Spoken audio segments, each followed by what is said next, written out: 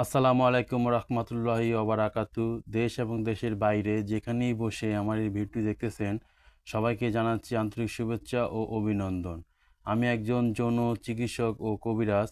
তো আজকের আলোচনার বিষয় হচ্ছে আপনার পেনিস ছোট, এ কারণে আপনি ভয় পাচ্ছেন। তো আমাদের দেশে ছেলেদের বয়স 10 থেকে 12 বছর হলেই তারা হস্তমেতন বা মাস্টারবেশন করে থাকেন। এমন যুবক আছে যারা প্রতিদিন মাস্টারবেশন করেন, এমনকি দিনে 2 থেকে 3 বারও এ হস্তবেদন করে থাকেন। তার কাছে এটা অনেক মজা লাগে। কিন্তু সে যখন বুঝতে পারে তার পেনিসটা ছোট বা বাঁকা হয়ে গেছে, দীর্ঘদিন মাস্টারবেশন করার ফলে লিঙ্গ ছোট বা বাঁকা হয়ে যাওয়াটাই স্বাভাবিক। তাছাড়া ছোট হওয়া অনেক কারণ থাকতে পারে, যেমন কিছু পুষ্টিকর খাবার না খাওয়ার কারণে বা বংশগত কারণে, অথবা সে যদি সাইজে ছোট হয়।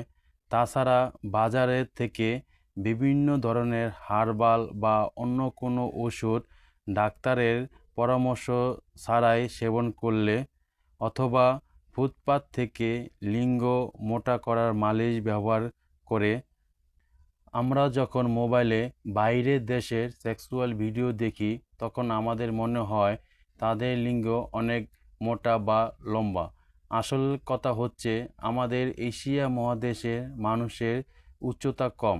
তাছাড়া মধ্যপ্রাচ্য মানুষেরা বিভিন্ন ধরনের খাবার খেয়ে থাকেন, সেই খাবারে হরমোনের পরিমাণ অনেক বেশি থাকে। এখন আসেন, লিঙ্গের সাইজ আসলে কতটুকু হওয়া দরকার।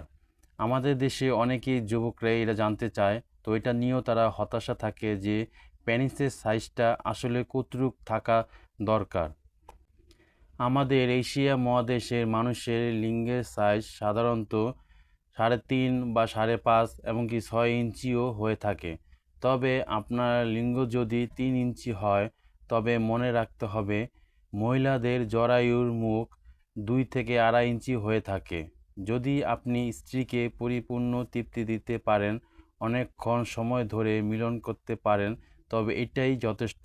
আপনার স্ত্রী আপনার 3 ইঞ্চি পেনিস দিয়ে তৃপ্তি পায়, সেক্ষেত্রে অন্য কোনো কিছু ব্যবহার করা দরকার নেই। তবে দীর্ঘদিন মাস্টারবেশন বা হস্তমেদন করার ফলে আপনার পেনিসটা শুকিয়ে গেছে, এখন আপনি বিয়ে করতে ভয় পাচ্ছেন। ভয়ের কিছু নেই।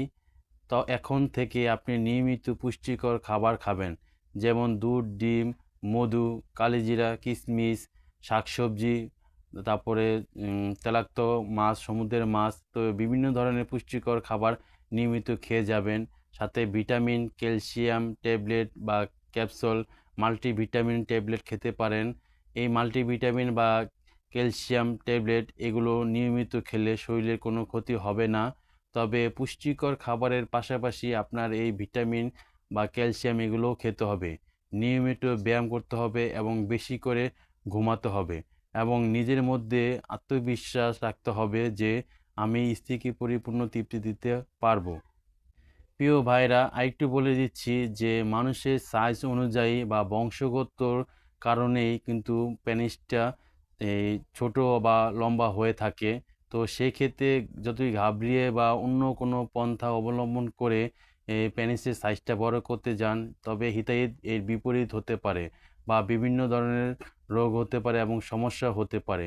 তো তার জন্যই আপনাকে সন্তুষ্ট থাকতে হবে যতটুকু আছে, এতটুকু নিয়ে সন্তুষ্ট থাকতে হবে, এবং বেশি বেশি করে হরমোন জাতীয় খাবার খেতে হবে। যে খাবার খেলে প্রচুর পরিমাণ হরমোন সৃষ্টি হবে, ঠিক সেই খাবারগুলোই নিয়মিত খেতে হবে, এবং পরিমিত ঘুম, ব্যায়াম এবং বেশি বেশি করে পানি খেতে হবে।